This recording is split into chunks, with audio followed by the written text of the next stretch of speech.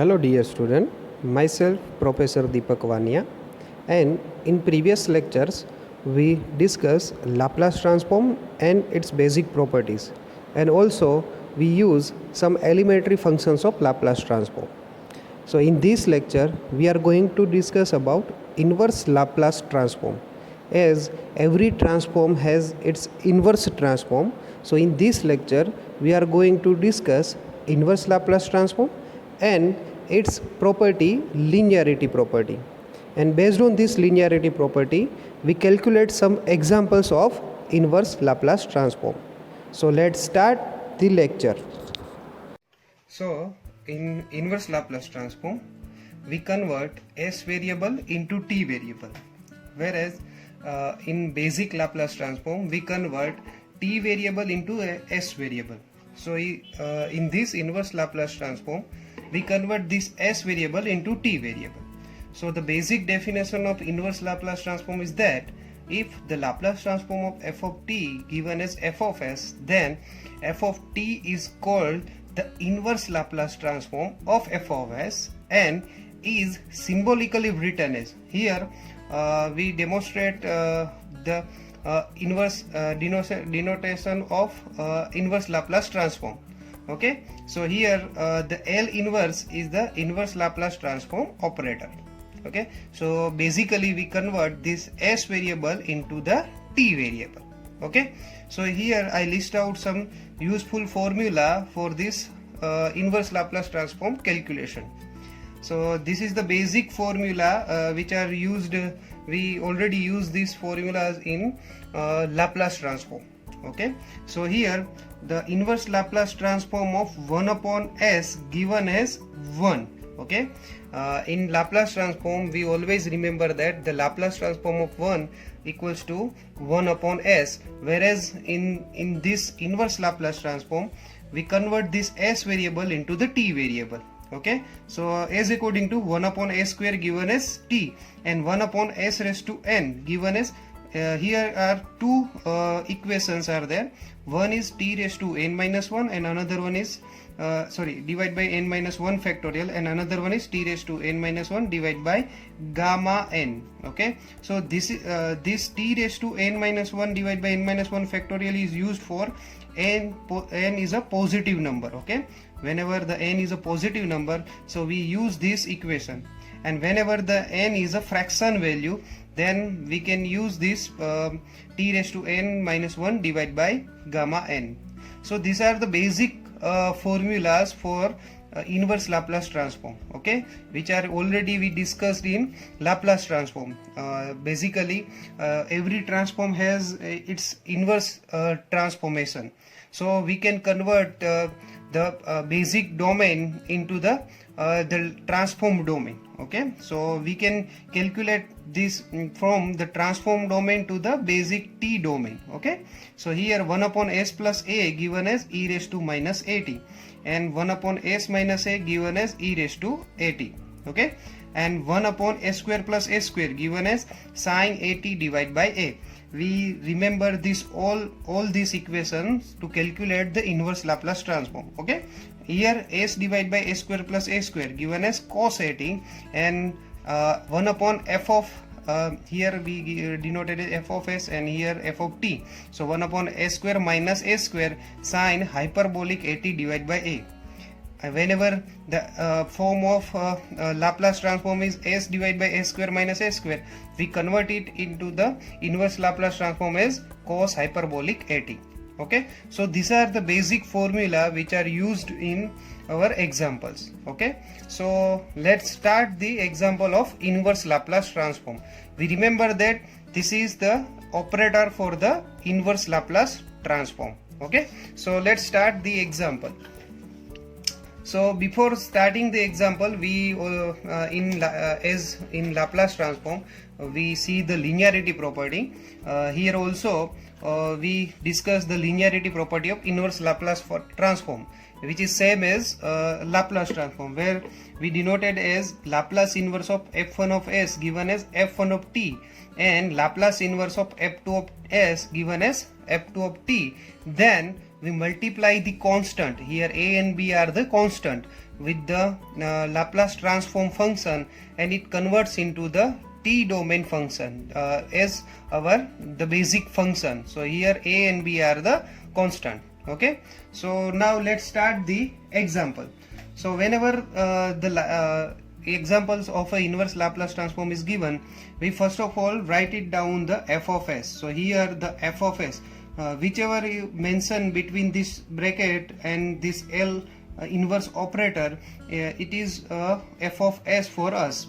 So 6s divided by s square minus 16 is the function f of s. So now we are applying the inverse Laplace transform. So L inverse into f of s equals to L inverse 6s divided by s square minus 16.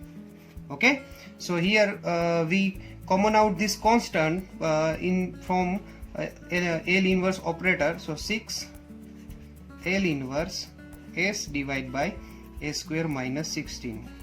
So now we use the basic formula which we saw previously.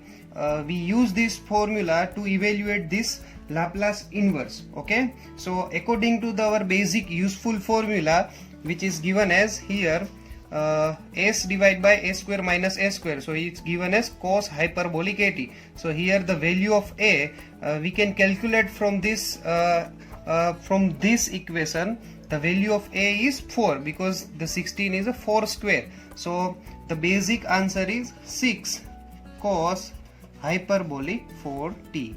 So this is the answer of your example. Okay, which is similar to the Laplace transform when we use the standard elementary functions.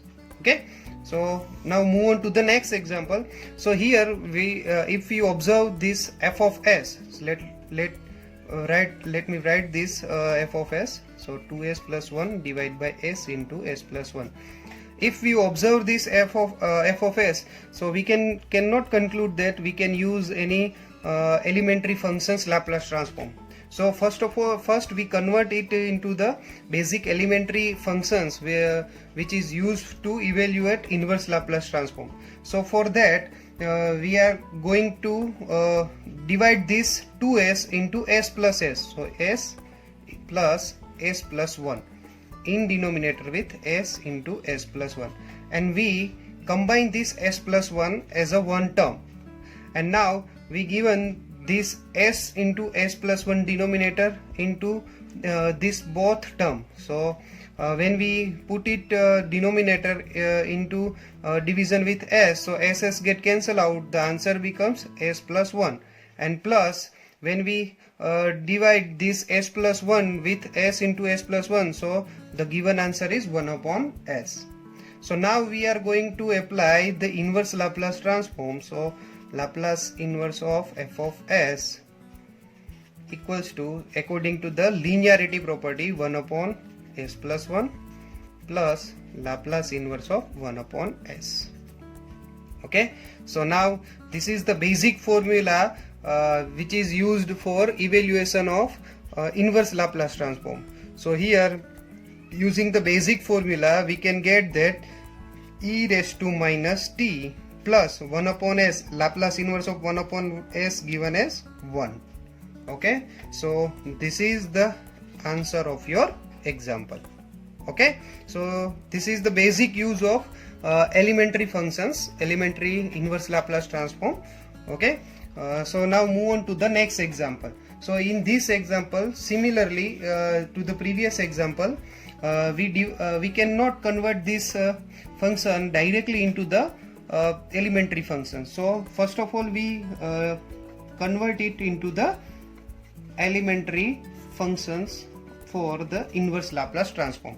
So here we can divide this s square plus 9 in this 3s term and into this 4 term. Okay, so we divide this divisor with this both term. Okay, so here f of s given as 3s divided by s square plus 9 plus 4 divided by s square plus 9.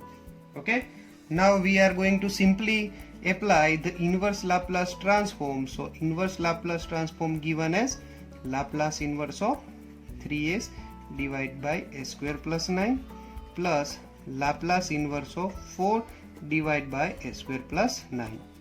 So here 3 and 4 are the constant for this inverse Laplace operator. So we common out this 3 and 4. So s divided by s square plus 9 plus 4 L inverse 1 divided by s square plus 9. Okay, so now we apply the basic inverse Laplace transform formula as this is the formula for the cos 80, where the value of a given as here the a square. So whenever we square out this 9, so it's give as a 3. So here the cos 3t plus 4. Similarly for this function, but this function is a sine 80 by a. So value of a is 3. So sine 3t by 3. So this is the answer of your example, Laplace inverse 3s plus 4 divided by s square plus 9. Okay, so now we move on to the next example. As we see that there are so many terms in numerator and denominator. So first of all we observe and try to transform these equations into the basic elementary equation, as we'll write the f of s as s square plus 9s minus 9 divided by s cube minus 9s. As we know that we haven't any equation to evaluate s raised to 3. So first of all we common out this s from the denominator. Okay, and also we common out this 9. Okay, so we can combine this s square minus 9 and plus 9s. Okay, so here we combine s square minus 9, okay, and plus 9s, and in denominator we common out this s as a s square minus 9. Okay, so as according to we can calculate any example for the linearity property. Okay, so now we are going to divide this denominator with these two terms, as when we divide s square minus 9 divided by s into s square minus 9, so s square minus 9 gets cancelled out, so 1 upon s plus, and when we divide the 9s, so we get 9 divided by s square minus 9. Okay, so now we are going to apply the Laplace inverse of f of s, given as Laplace inverse of 1 upon s plus Laplace inverse of 9 divided by s square minus 9. Okay, so here the Laplace inverse of 1 upon s given as 1 plus here the s square minus 9, it's 9 divided by s square minus 9, so it's given as like a sine hyperbolic function. So here 3 sine hyperbolic 3t. So here 9 sine hyperbolic 3t divided by 3. Okay, so here 3 gets cancelled out, and the last answer is 1 plus 3 sine hyperbolic 3t. So here is your answer. So this is the basic inverse Laplace transform and its property of linearity property. Okay, so in next lecture we are going to discuss about a first shifting theorem in inverse Laplace transform, as we already discussed in Laplace transform. So as according to we discuss in first shifting theorem in inverse Laplace transform. Thank you.